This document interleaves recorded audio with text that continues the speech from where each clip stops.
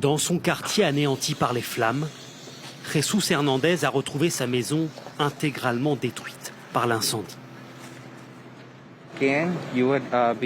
Ici, c'était le salon, juste là. Passé le choc, désormais pour lui, comme pour les autres habitants, vient le temps d'une autre inquiétude. J'espère que les assurances rembourseront l'essentiel. Sinon, on devra aller habiter chez des proches. Si beaucoup de Californiens sont suspicieux, c'est que certaines des plus grandes sociétés d'assurance ont suspendu ou limité leur couverture en Californie au cours des 2 dernières années. Dans le quartier de Pacific Palisades, ravagé par le feu, des milliers de contrats ont ainsi été annulés il y a quelques mois à peine. C'est ce qui est arrivé à ce couple qui a bataillé pour retrouver un assureur, chose faite quelques jours à peine avant l'incendie.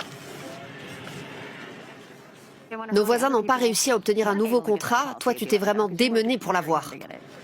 Avec ces feux récurrents, ces tempêtes hivernales dévastatrices et son risque permanent de tremblements de terre, la Californie coûte cher et n'est plus rentable pour les sociétés d'assurance qui désertent le marché.